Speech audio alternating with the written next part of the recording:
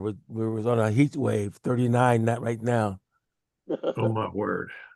It gotten up to right after we had that freeze, then it got up to 80 degrees now. Man, I'm coming down to 39 see you. right now. I'm gonna come down to get some of those peppers with you, It man. gotten up yeah. Well, I've started this year with my garden, every year I try to do things with seeds. And every year I fail because they'll come in and then all of a sudden they'll sprout and then the next day they're like 4 inches tall and then they fall over and die. So uh, I did some little research with my what do you call that AI, and so it talked about grow lights and how high you should put them and when you should put them and all that kind of stuff. Well, I did it just like they said. Got on YouTube and listened to some people, and now I've got lots and lots of plants that are growing. They're only this tall, which is what they're supposed to be, getting stronger. I got a fan on them that makes them blow a little bit, strengthens them up, and Impressive, impressive. well, I tell you I, what, it I don't just know. With those growth lights and things, they're going to be looking at you for growing that funny stuff. well, once they get up, I've been doing some transplanting and stuff like that. So, yeah, I'm looking forward to getting stuff in the ground, but I'm not going to do it because I know this is Texas. Last year we had a freeze on March 15th. So I'm just going to wait and till once I see the once you see the pecan trees starting to bud out, you know that there's no more weather coming in. Oh, You, you didn't know that, huh? no, it used to be, my mother's birthday was March is the 4th. So never was a freeze past that ever until what you're talking about, until well, she passed away in '07, and still nothing. And so I could always count on memory. It'll freeze up until March the 4th and nothing. And so I was so shocked after March the 4th when we got these freeze. Yeah. Yep. Yeah. God is Last. doing strange things with the weather. Oh, I thought it was Al Gore. Oh, no, not anymore. I mean, look at this winter. That was here. pretty funny. That was pretty funny, Rabbi. Yeah, well, it just tickles me the way these guys run around here that climate change, climate change, climate change, and I call it, uh, you know, winter, spring, summer, fall. That's the climate change. With God in control. I do see all these chemtrails up here. I don't know what's going on with all that, but Yeah, I don't know whether to believe any of that stuff or not. So yeah. somebody Anyway, somebody smarter than me, you're gonna have to figure that one out, I guess. I don't know. yeah. I just know that I've been on airplanes that look back and see a contrail, and it was not coming from little nozzles under the wings like they keep saying. So I don't know. Maybe some of my esteemed classmates are smarter than that. We'll have to get some of those aviators um, to chime in on that. What do you think, Joseph? Yeah, they would have a clue because I wouldn't go that high. I stayed right on the surface. Well, you know what? I always thought, it's in the Bible that men are not supposed to fly because it says very clearly, "Lo, I am with you always."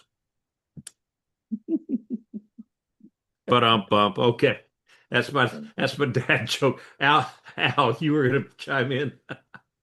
No, I was just going to say, I got it. all the hours I spent to C-130, I used to say they were coal-fired because we left the four biggest black contrails behind us.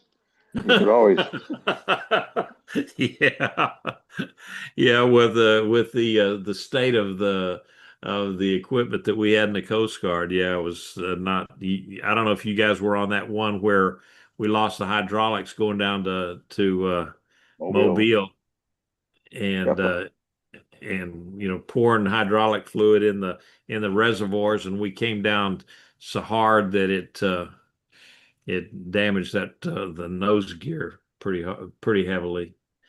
I didn't know if we were going to make that one or not. So They had all the crash trucks out there on the runway for us. yeah, they did. Yeah, they had all the meat wagons and everything. So, all right. Well, I think no, I got one more thing to do here.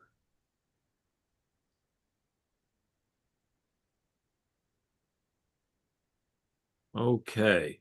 Well, I missed Friday the thing. Jerry, how was your prayer breakfast thing?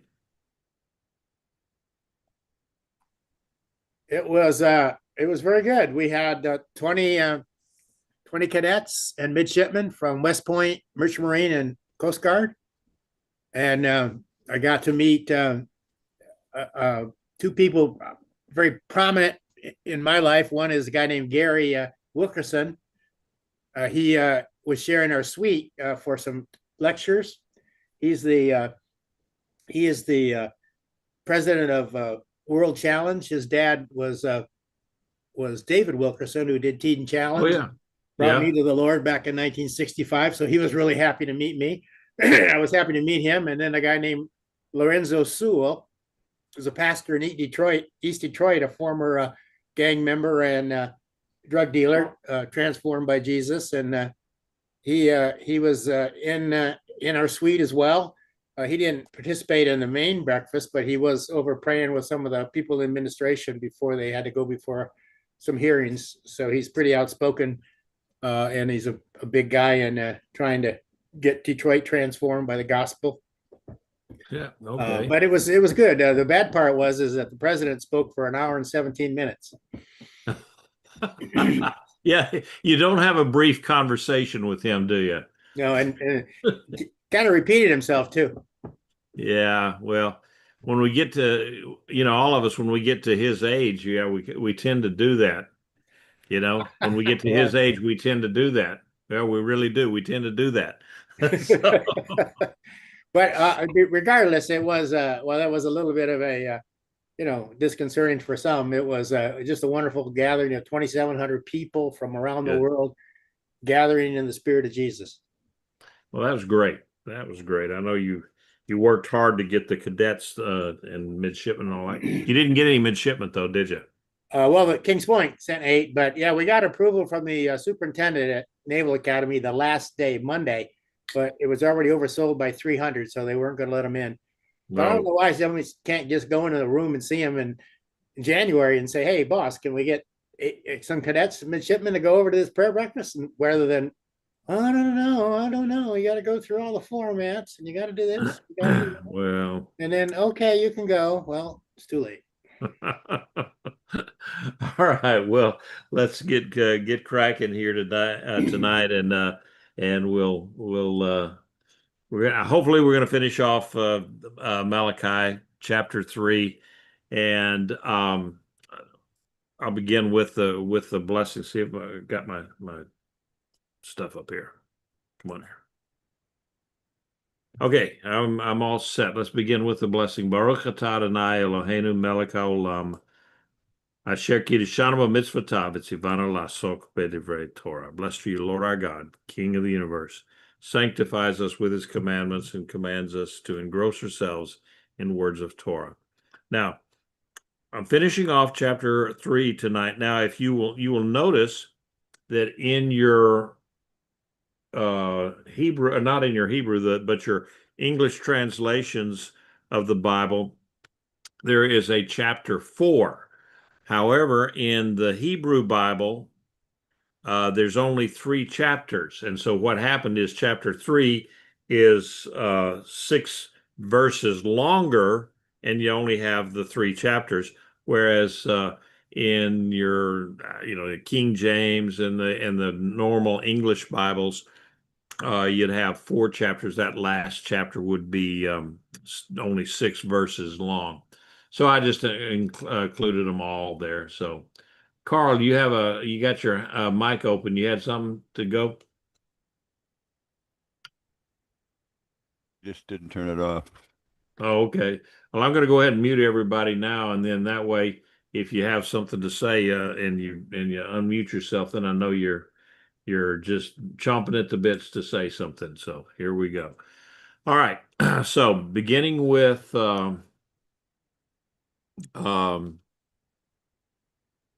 verse 1, behold, I'm sending my messenger, and he will clear the way before me. Suddenly he will come to his temple, the Lord whom you seek, and the messenger of the covenant, the one whom you desire. Behold, he is coming. This particular verse, it seems to me that there's maybe a little bit of redundancy in that, or it's more of a poetic thing. But God is announcing the envoy that's going to be coming to prepare the way, and you get the image of maybe a royal procession or something like that, and so in context of here, what they're talking about is that the messenger um, confronts Israel's spiritual apathy and calls for covenant readiness, this envoy. The second figure, the Lord whom you seek, is the sudden and kind of disruptive arrival of the Messiah's own presence in his temple. And so, the arrival that people claim to desire, but maybe they're not so prepared to endure it. So, the Lord's response to the cynical Israelites, though, was to point them to the future, and he predicted the coming of this messenger. And there's no question about who this was, because Yeshua identified him as John the Baptist, and then he would clear the way in preparation for the Messiah. And so clearly Yeshua is divine, and he is that one that they're talking about, since John the Baptist, or Yochanan the Immerser, prepared the way for Yeshua. And so then when they're talking about he would come suddenly to his temple, Yeshua entered the temple many, many times when he was during his earthly ministry. So this sudden coming was not fulfilled then. So we're looking at this to be to come on at the end of the 7-year tribulation and the beginning of the millennial period. And so when they talk about the messenger of the covenant, again, I think that's pretty much we're talking about the new covenant that started there with Yeshua's first advent when he first came. Well, then that's where that new covenant, and with the coming of the Holy Spirit and so forth. So it's continuing on from that point on. So. And so then at the very end of it, again, it says that the one whom you desire, behold, he is coming. So that's kind of a reiteration of the fact that the Messiah is coming someday. All right. Verses 2 to 4, I mean. But who can endure the day of his coming, or who can stand when he appears? For he will be like a refiner's fire and like a soap for cleaning raw wool. And he will sit as a smelter or a purifier of silver, and he will cleanse the sons of Levi and purify them like gold or silver. Then they will become for Adonai those who present an offering in righteousness. Then the offering of Judah and Jerusalem will be pleasing to Adonai, as in days of antiquity and years of old. All right, so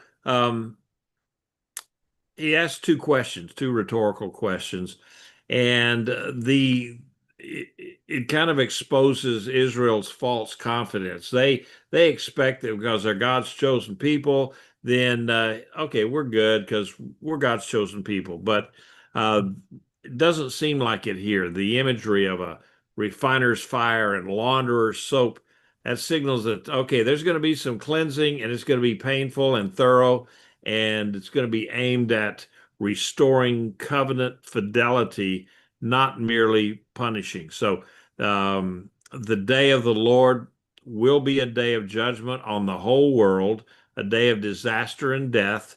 And you see that in Isaiah, Joel, Amos, Zechariah, and then later Malachi spoke of this day as coming like fire to burn up the wicked. You see that in well, in your English Bibles, Malachi 4:1,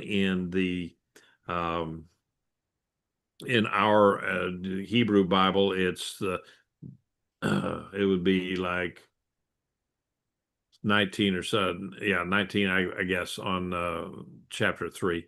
But we'll get to it tonight. So the answer to both questions, who can endure the day of his coming and who can stand when he appears, well, is that none of the wicked will endure it. The Lord's coming will purify Israel by purging out the wicked people out of Israel. So a lot of times the prophet spoke of the day of the Lord, and it was in connection with judgment that would be poured out over all the nations, and it would affect Israel's deliverance. You know, it was the day of the Lord, and it came on Assyria or on Babylon or this or that, Edom or whoever. But this time, Malachi, he mentions no other nations. He connected on this, he concentrated on this day as the day of judgment on Israel, and especially on the Levites, her leaders and teachers. That's what the Levites were. They were the leaders and they were the teachers of Israel. And it talks about he will sit as a refiner. He will purify the sons of Levi. And so that image of and we'll see it in later on in the study, the idea of the refiner. He heats metal to burn off the dross. If you've ever been in, seen a silversmith getting the silver purified, and I've never done the silver or anything like that, but I do remember working in lead back, when I was just a teenager and we were building a house. And back in those days, before you had PVC, you sealed the joints of that cast iron sewer pipe with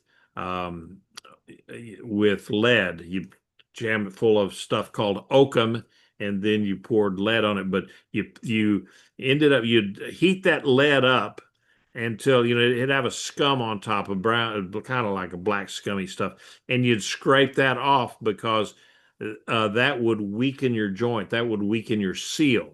And so same concept with silver and gold, that they heat them up to a real high temperature, and that makes all the impurities float to the top, and then you scrape those off. And the old saying is, well, how do you know when the silversmith has the silver to the right purity? It says when he can look in it and see his reflection. And so then the story goes in that's when God knows that he's refined us enough, because he can look at us and see his reflection. Well, anyway, that's the story. That's how it goes. So, all right. So then when they talk about the Levites, once they're purified, then that's going to carry over into the nation as a whole, because the Levites, they were the leaders, they were the spiritual guides for Israel. Remember, this was back still. They weren't a true theocracy, but back in the early days, before there was a king and King Saul, that's what the Levites were. They were the leaders of Israel. The high priest was the leader of Israel. and for everyday stuff. And then you had the judges that would come along and do the fighting, because the Levites were not to be warriors, and so God would raise up a judge then to take care of that business. All right, so once they were purified, then the concept is that Israel will go back to being their worship of the Lord would go back to the purity that it once was, right? When they had the tabernacle, and then up until the time of Solomon. I think after Solomon, then it went downhill very, very quickly. So verse 5. Then I will draw near to you in judgment, and I will be a swift witness against sorcerers, adulterers, perjurers, those who extort a worker's wage, or oppress the widow or an orphan, those who mislead a stranger. They do not fear me, says Adonai Svaot. So at that future time, whenever that day may be, the Lord assured his people that he would draw near to them. He would come back to them. He would draw close to them. But it wouldn't be like what they thought it would be, because it's going to be for judgment. And he would quickly judge all types of sin that they practiced. And so, in Malachi's day, and now, even now, he waited to judge, and God is still waiting to judge in many aspects, because we sure see a lot of stuff here that's not. We're still looking for some justice. The Levites would not be the only Jews that he judged. All the Israelites then would come under God's judgment at that day. He would judge them for all types of activities that were forbidden for God's people. And of course, it should be forbidden for all people, but sorcery, adultery, lying, oppression of employees, widows and orphans, and mistreatment of aliens, even all forms of irreverence for and unbelief in God. He was going to punish them for that. So this is his answer to their claim that he was unjust. No, he's not unjust. They had said that God was unjust in chapter 2:17, and no, he's not unjust. He's coming to take care of the people and the sins and so forth. And so the one thing that he said down at the last bit of that verse is the people do not fear him. And that's the problem. When these people don't fear God, then they're, of course, going to go and do sin. That's just what they're going to do. So we'll go ahead with verse 6. For I am Adonai, I do not change. So you, children of Jacob, are not consumed. Well, now that this judgment, will it bring an end to Israel? Will the people be consumed by the refiner's fire? No. For other prophets had also come to this conclusion that Israel will be delivered on that day, of the day of the Lord, whenever that day is. And they talk about the descendants of Jacob will not be destroyed. By calling the Jews the sons of Jacob, the Lord was connecting their behavior with that of their notorious patriarch Jacob, who, if you'll notice that after the angel or the Lord, whoever we wrestled with, changed his name from Jacob to Israel, then later on, he was called by both names in the Bible, Jacob or Israel. And he was called Jacob when he wasn't doing so good, and Israel when he was a little bit closer to the Lord and doing what he was supposed to be doing. So so this statement by God is the reason that he's not going to destroy them is because of God's covenant promise. And it's a promise that's only as good as the person who makes it. God will keep his promise to the nation of Israel because he doesn't change. his word, anything that God says, it's going to be that way. And he doesn't change. His word doesn't change. The Bible doesn't change. And so this is the basis for Israel's hope that, and if you'll remember in the New Testament, the Apostle Paul gives the same reason for expecting a future for national Israel. You'll see that in Romans 3 and 11 and Romans 3 and 11. So it says, he says that all Israel will be saved. And so he was going on that promise. All right. 3 to 10. From the days of your ancestors, you have turned aside from my statutes and have not kept them. Return to me, and I will return to you, says Adonai Sabaoth. Yet you say, how should we return? And then here's God saying, will a man rob God? For you are robbing me. But you say, how have we robbed you? In the tithe and the offering. You have been cursed with the curse, yet you keep robbing me. The whole nation, bring the whole tithe into the storehouse. All right, so we know that from reading the Bible, of course, that the people of Israel, they deviated from the straight and narrow path that God had laid before them in Torah. They disobeyed just, almost immediately. And so they never did get to, they were never at a point where they upheld the covenant that the Lord had made with them. They were always disobedient to one extent or another. And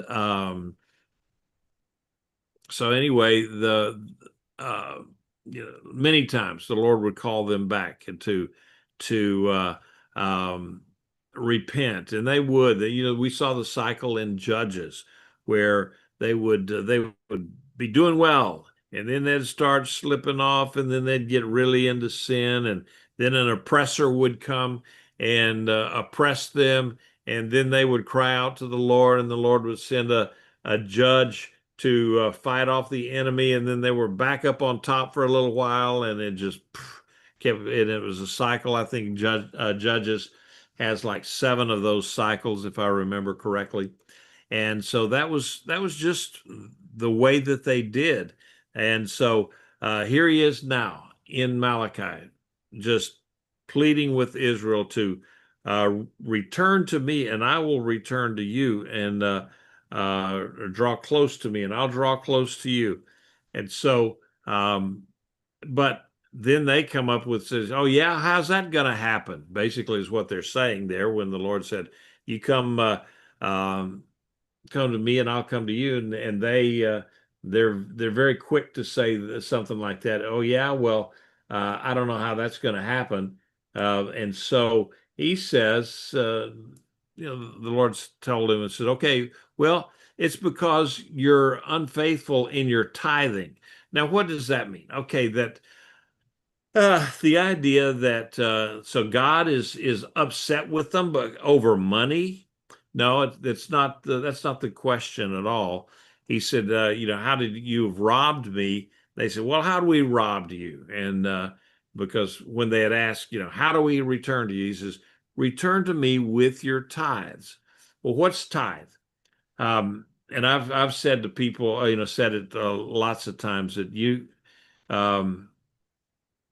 when someone comes to the Lord and is to be, you look at them and see what the fruit of their work is and so forth. You can tell if they're really following the Lord by looking at how they support the work of the Lord. Okay. And if a person is they go to church on Saturday or Sunday, whichever bent you are. We do it on Saturday, the Christians do it on Sunday. But if they just go sit, warm a pew, and they never contribute from their checkbook, from their wallet, then you have to question their commitment to the Lord. And so that's kind of what the Lord is saying here. That's an indicator of their commitment. Are you willing to fulfill the requirements of the Torah and support the priesthood, support the system that that God had set up? And so anyway, that's how that accusation of unfaithfulness had shifted over to tithes and offerings.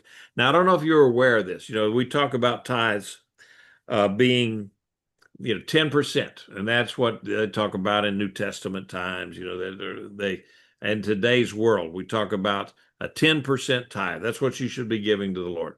Well, back in the temple days in Israel, the tithe was not only 10%, but then they had another 10% annually that helped support the national worship festivals. And then every third year, you took another 10%. So it's 3 and 1/3% each year. That was to support the widows and orphans. That was their benevolence fund. And so, what were these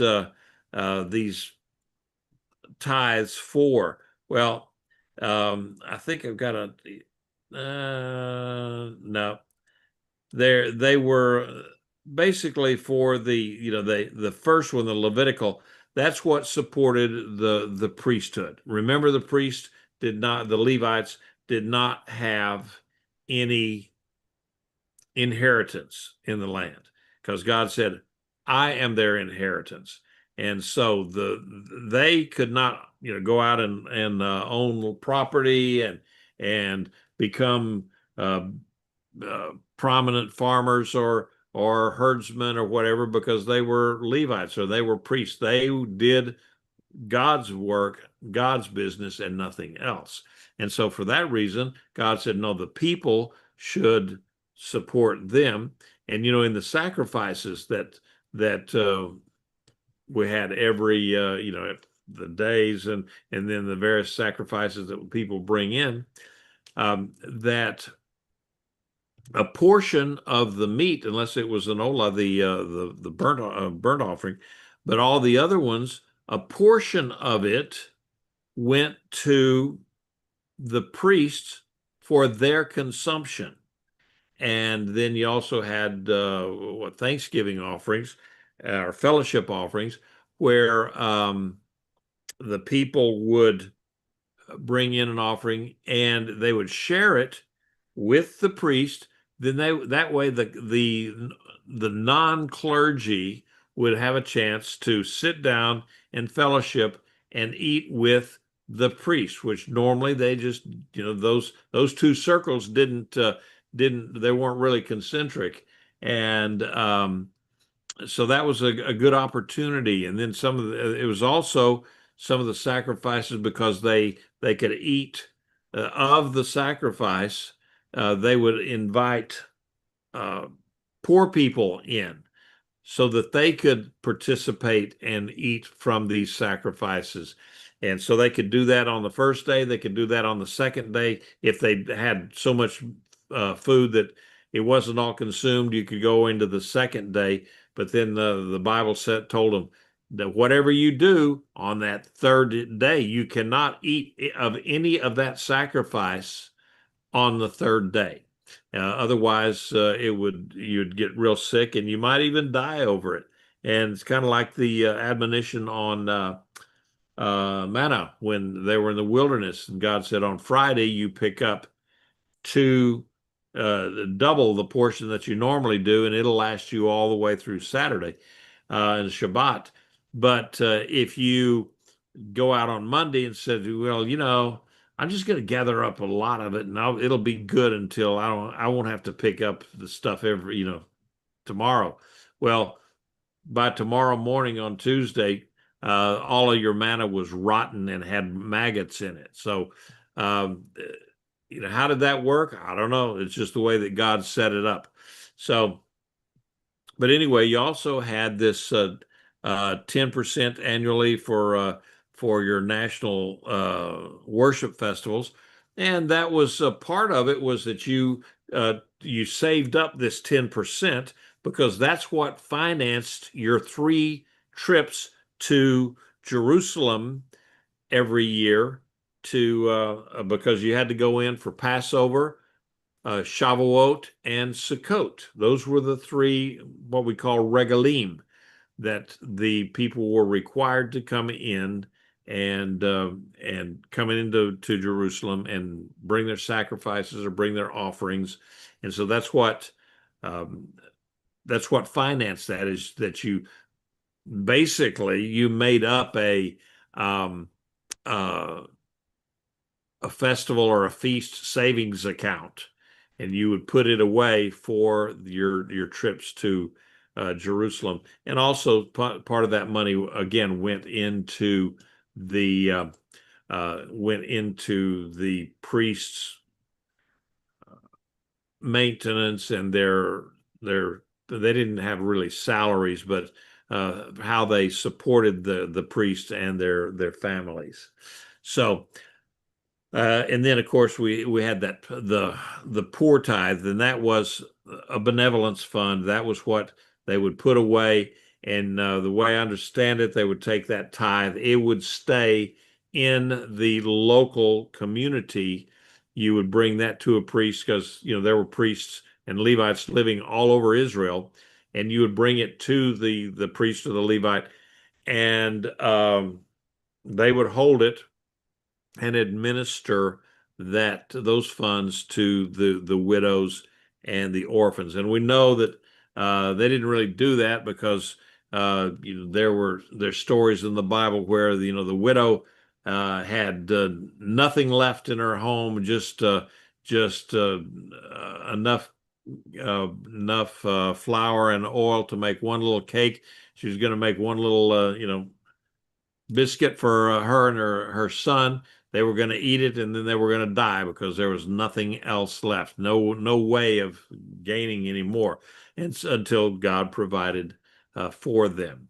And so, had this system worked like God had planned it, they would have been taken care of. All right. So, and Israel as a whole did not live up to the covenant, especially regarding the tithes. They just didn't do it. And so that's why God says, okay, show me your faith and your fidelity in covenant by getting back to what I told you about supporting the ministry. And so that's why he said that. It's not about the idea of God says, yeah, well, I want more money. I want more money. No, he already owns all of the land anyway. And he owns all of the land, the produce. Remember, my father owns the cattle on 1,000 hills. And so, he didn't need their money. He needed their fidelity. He needed their faithfulness. And so I think that got us through verse 10a, the first part of 10a.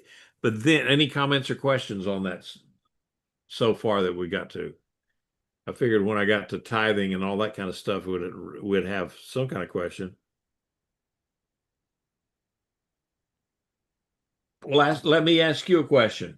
Where in the New Testament does it say we should contribute a 10% tithe? Can you give me chapter and verse? Da, da, da, da, da, da, da, da, da, da. Okay. The only thing that I have seen where the word tithing is even mentioned in the New Testament is when they were choosing a replacement for Judas, and it just says that somebody that should be tithing. And of course, you have to understand the temple was operating throughout the entire life of the Apostle Paul. So that would still be under the same rules that you're talking about now. Mm-hmm. Yeah, good point. There are and you may or may not have grown up with this, but all of my life, people would point to this next these two are the verse 10 here, 3:10 about the tithe and how that we should be tithing because it was in the Old Testament, but it also said we should be sacrificing animals. Well, we don't do that because there's no temple. Do we tithe because there's no temple? And I think so. uh, Is there a hard and fast rule that we should tithe listed in the New Testament? I don't think so. But at the same time, it was expected through in the book of Acts. You see how the people, the believers, banded together and took care of each other. The ministry required funding.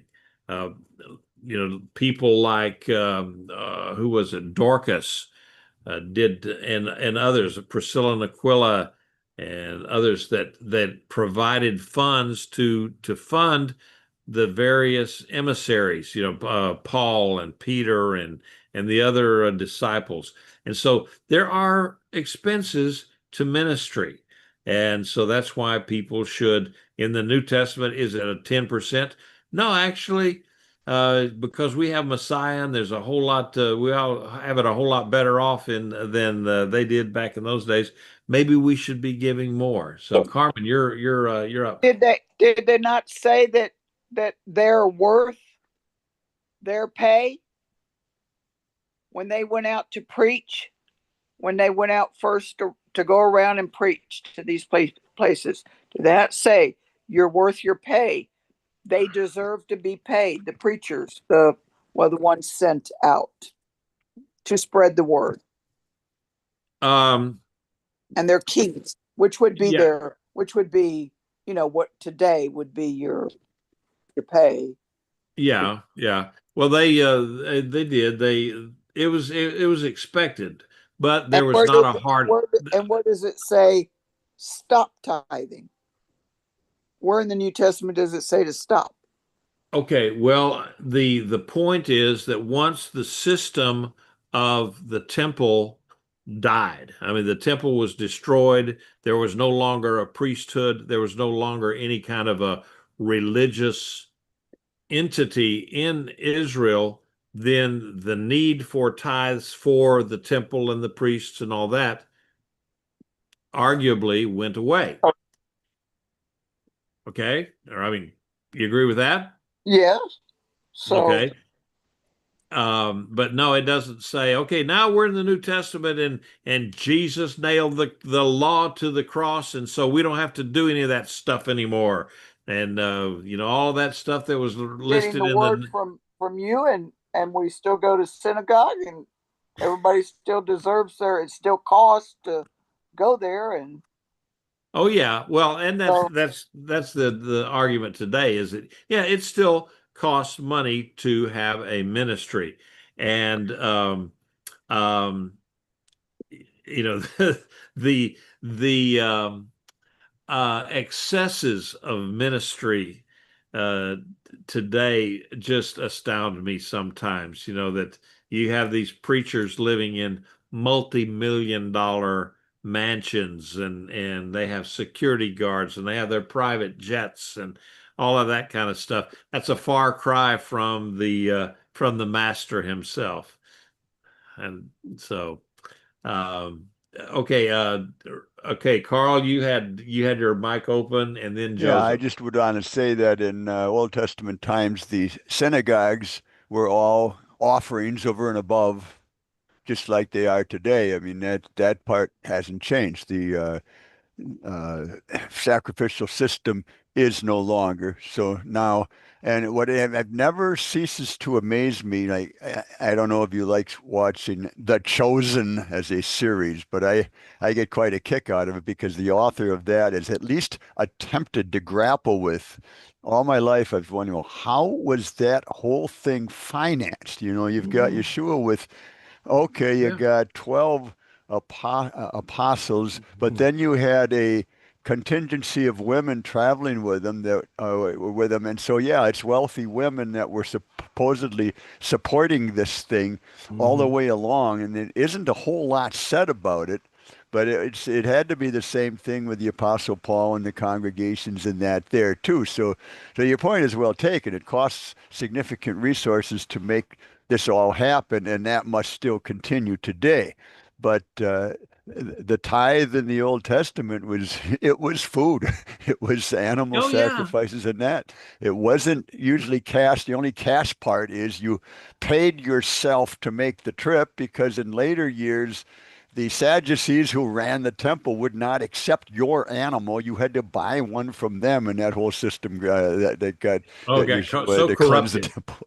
Yeah. It So got So we absolutely. don't deal with sheep and goats and payments today. So no, but you Yeah. had to convert your animal into silver, carry that to Jerusalem, and then you would buy a sacrificial animal there and eat and drink and take part in the festival and so on. So the first thing you did with the tithe is paid yourself so that you could make this happen because it was commanded. Yeah. And Well, one rabbi that I listened to said, well, you had to command the men because the women would have gone anyway. So the implication is they were pretty much always with wives and families and so on to these festivals as well. So it was really a big deal to make that trip. oh yeah, it really was. And even in back in those days, well, even in today's world where you have roads and so forth that you could walk along, back in those days, that would have been a tough thing for them, those folks living in Israel to make that journey. And even those that were outside of Israel, Paul sometimes had to plan 2 or 3 or 4 months ahead to make sure that he could get a ship that was sailing in the right direction in the right weather so that he could make it to Israel in time to make the whatever festival Festival. he was trying to make it to. Mhm. And he make all of them? No, Mm. but he was ministering, and sometimes he wanted to go to a particular one for his own purposes, own reasoning. But it took a time. So Joseph, you had a comment. Yeah, sure. I was commenting on your the attempt of getting into Acts and bringing up the Ananias and Sapphira, having sold their land and trying to keep a part back of the money, and they presented the remainder to the group as if it was a full amount, and it was supposed to be of the heart, not lying that, oh yeah, this is it, this is all we have, but you were lying to God, and you were lying to Paul, to Peter at the moment, and the others.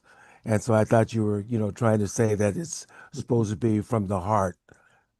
Well, it is, and there's all sorts of things about the Lord.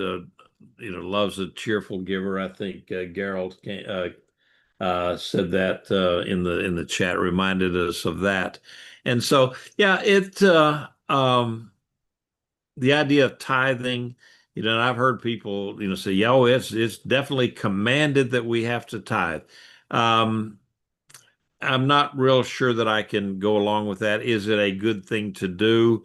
Yes, it is. It's ours are maybe no longer a tithe, but more of an offering, something that we give freely and above. I know several years I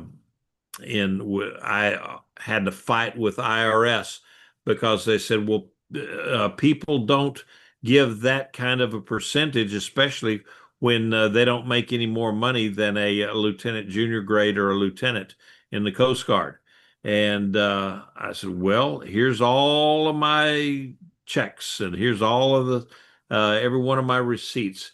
And so then they'd have to back off. But I got audited, I don't know, 3 or 4 years in a row because they said, no, you're just beyond the normal scale of what people with your lack of income would do. But the Lord, it blessed us. We could live a whole lot better on that 90% that or whatever, even less than that. But we could live a whole lot better on that than we could if we tried to save it and live on that 100%. I strongly believe that.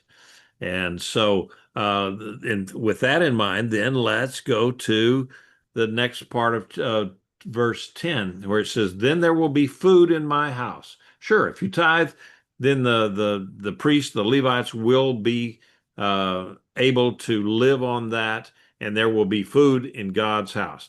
And now he comes and says, "Now test me in this," says Adonai Svaot.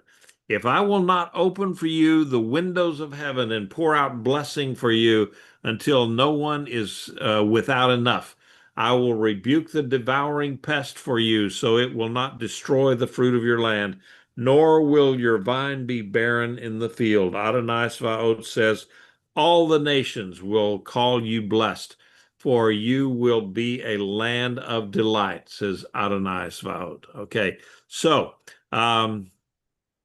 this this promise here, this part of it, it's a reaffirmation of the obedience slant blessing relationship that was specified in Mosaic law in Deuteronomy 28, where it talks about, if you do these things that I command you to do, then you will be blessed beyond measure. If you don't do those things, you're going to be cursed even more than you would have been blessed. Because if you look, there's about I think it's about 2 or 3 times more curses than there were blessings. For, if you were blessed, but if you obeyed, you were blessed. But if you disobeyed, you were really cursed. And if you kept disobeying, you were really, really, really cursed. And so God was serious about that stuff. He just didn't say, "Oh, yeah, okay, well, I mean, people are people. They're going to do what they're going to do." No, God had a command, and he expected people to live up to those commands. So, but he comes up with a real interesting thing here. It said, because normally we hear that we're not supposed to test the Lord. You don't go out there and just tempt him or try or test him. That's what Yeshua told Satan. Says you're not supposed to put the Lord to the test. But now he's inviting the people and says, "Okay, now he says, here, let me let you give me a test, okay, and just see what happens." And so what did he said, if you will tithe, he would have blessed Israel abundantly. The tithing would result in, of course, no poverty. He says no one would be without enough. And then he said, "I'd rebuke the devourer," so that you're going to have financial protection. And so, I've seen, in times where we invest in something and think, "Oh, this is going to be great." And then the next thing you know, you wake up and the stocks have gone just crazy, and you're no longer, you have nothing. But we've always tried to do what we were supposed to in the support of the ministry and support of the Lord's work. And I can tell you, it really, really works. The years ago, and just over the years with my investing, that I'm not wealthy. Let me tell you that right there. I am not wealthy, and we live today pretty much from paycheck to paycheck, and my paychecks are now Social Security and my Coast Guard pension. But we live from that, and but we're okay. But I can tell you that over the years, the Lord has blessed us in investing. When I made some calls in the oil business, when I was in the oil business, and I could kind of see how things were going. I invested in some things, made some money. then I saw that, okay, it's time to get out of that and go do something else. And so I pulled all of my money out of one stock. And when I pulled out, it was $136 a share. And last year, the company went out of business at $3 a share. So, I think the Lord gives us a little bit of guidance sometimes, and some insight into what's going on. And that's part of that blessing. And so we've got to get going here because I want to finish this out. So anyway, all the nations would realize that God was blessing Israel. And so going ahead, 13 and 15. Your words against me are grievous, said Adonai, yet you say, what did we say against you? You say, serving God is worthless. Also, what good is it that we kept his service or that we walked as mourners before Adonai's vow? So now we are calling the proud blessed. Those who practice iniquity are built up. Indeed, they have tested God and escaped. So what are they saying here? This is, why should we follow you? Because nothing ever happens. And, that God was grieved over that, and they're just getting right back at God. It says, yeah, well, you never the bad people get blessed, and we don't get blessed, and we're good people, and so why should we even serve you? That's what they're really getting into, because they said we should be blessed. So they're kind of looking at that prosperity gospel, that if we do this for the Lord, then he's got to bless us. And that's what you hear sometime with these radio and the TV preachers and others, that if you do this like the Bible says, then God is obligated to bless you 30 or 60 or 100 times what you put in, because that's what his word says, and he is obligated. Problem with that is that God is not obligated to do anything. You can't put him in a box. You can't bargain with God. He is not an ATM. And so, but that's what these people were looking at, that, it's just not profitable to follow the Lord. We'll just keep our tithes. Thank you very much. And they thought that, bad guys, they didn't ever get punished anyway. So why should we care? Is what they're doing. So verse 16 and 18, then those who revere Adonai spoke with each other, and Adonai took notice and heard, and a scroll of remembrance was written before him for those who revere Adonai, even those who esteem his name. So they shall be mine, says Adonai Svaot, in the day I make my own special possession. So I will spare them as one spares his son serving him. Then you will return and distinguish between the righteous and the wicked, between one who serves God and one who does not serve him. Okay, so what happens? There's a remnant. Remember, we've always talked about a remnant. And so there's some people there that listened to what Malachi was saying, and they said, he's right. We need to get back to the Lord. We need to repent. We need to, in Hebrew, it's teshuvah, to turn around and come back to the Lord. And so, in fact, not only we're going to do that, but we're going to write it down in a scroll. All of us here in Jerusalem, we're going to write and put our names down that says, yes, we support Malachi's message from the Lord, and we are repenting of our sins, and we're going to do better. We're going to bring our tithes in. And so they wrote it down. It says, before the Lord. One translation that I saw, it said that the Lord wrote this down, but that's not what the Bible says. It says that these people wrote it before the Lord, in front of him. He wrote this scroll. So, but anyway, that was the depth of what they, or the length that they would go to make sure that everybody knew we're following the Lord. They wrote it down in a big scroll so that everybody could see. It was their declaration of dependence on the Lord. All right. So let me go ahead with this, because because we're almost there. For behold, the day is coming, it will burn like a furnace, when all the proud and every evildoer will become stubble. The day that is coming will set them ablaze, says Adonai Svaot, leaving them neither root nor branch. But for you who revere my name, the Son of Righteousness will rise with healing in its wings. Then you will go forth and skip about like calves in the stall. You will trample on the wicked, for they will be ashes under the soles of your feet in the day that I am making, says Adonai Svaot.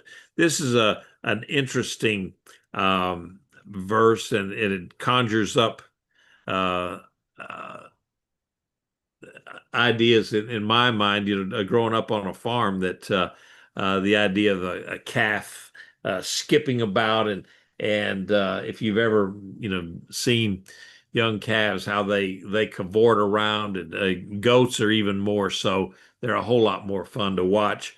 Problem with goats, little goats, is they grow up into big goats, and not so much fun after that. But he said that judgment day is going to come, and it's going to be fierce. It's going to be like a furnace. Going back again to that idea of the smelting of metal, of silver and gold, and so forth. But this time it's going to be the evildoers are going to be singled out. God's going to make that judgment as to who gets burned up and all of their works burned up, and it talks about them being destroyed, not only just being destroyed, but leaving no trace, as if they never were. And so, in contrast to that, those that remnant that follows the Lord, that reveres His name, that work to follow what God's commandments tell them, He's going to restore them. He's going to bless them. And so, in fact, they'll just, the wicked will be something that is just like dust under the ground, and they just walk all over it as if it was nothing. So, now, last two verses here. Remember the Torah of Moses, my servant, whom I commanded at Horeb, statutes and ordinances for all Israel. Behold, I am going to send you Elijah the prophet before the coming of the great and terrible day of Adonai. He will turn the hearts of fathers to the children, and the hearts of children to their fathers. Else I will come and strike the land with utter destruction. All right, so we've got a little bit of something here that before this day of destruction and judgment, that he's going to send an envoy. He's going to send a messenger, and in every year for Passover, we set a place setting for Elijah the prophet, because he's going to come before the Messiah comes. Well, the Messiah already came once, and that figure of Elijah was, of course, John the Baptist. Now, the question that I would have now, when the Lord comes back this second time, that is really going to be a day of a judgment for a lot of people. And okay, who is going to be that Elijah, that prophet? Is he going to be one of the two people that are killed in Jerusalem during the tribulation, and then after 3 days of lying in the city square, they come back to life? We just don't know. That's not really spelled out there. But whoever that emissary is going to be, and he's preparing the way for the coming of the Messiah. And for us, it's we know it's his second coming, not his first coming. And so it says that he will restore relationships and families, so that fathers will be for their sons, and sons will be for their fathers. And so basically, he's going to make people.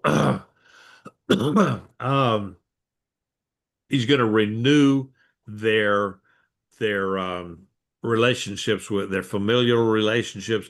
And also, I think this is going to be it's going to be a renewal of Israel's relationship with the Lord. I think that's what Malachi is pointing to here. So, and because right at the end of it says, that you have to.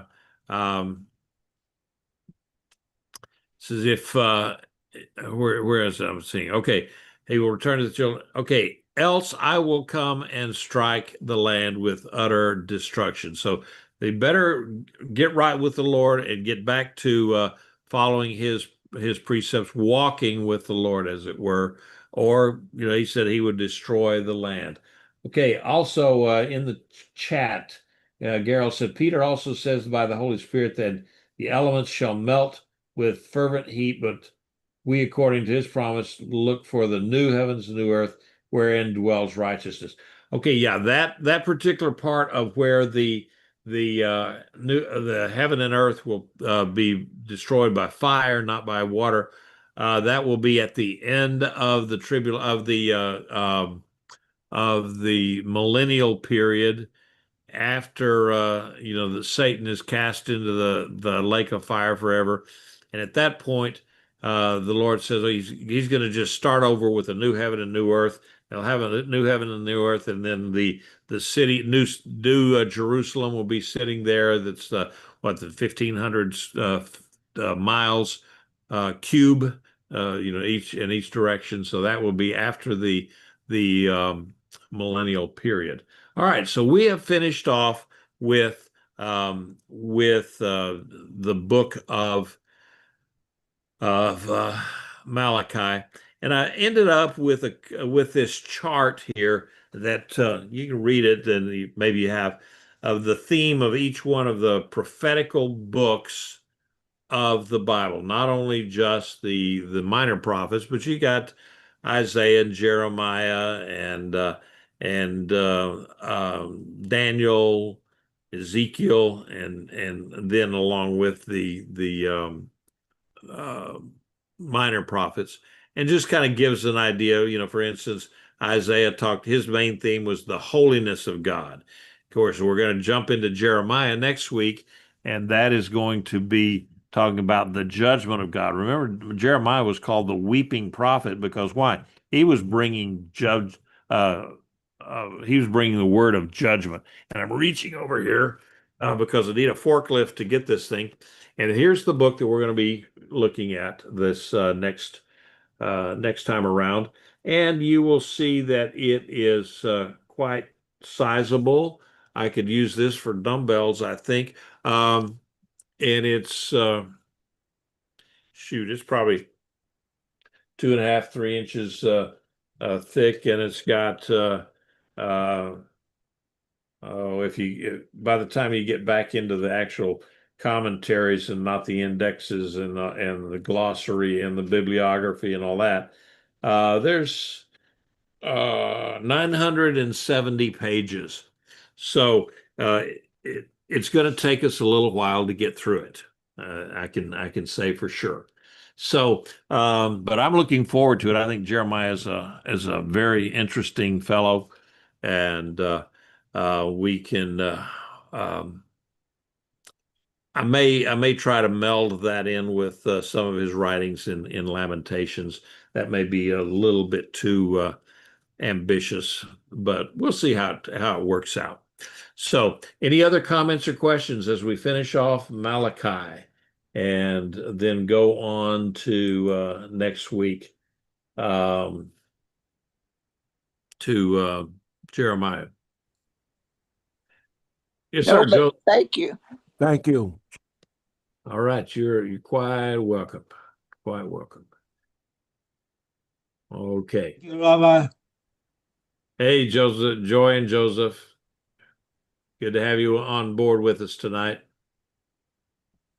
Is there another slide after this that does the prophets after Obadiah? Is it? Oh, there you go. Okay. Thank you. Yeah, it should be in the things that I sent out to you, but yeah, it's got all of these that. In fact, let me tell you what. Now there's some folks here that don't they're on phones or they don't have computers or whatever.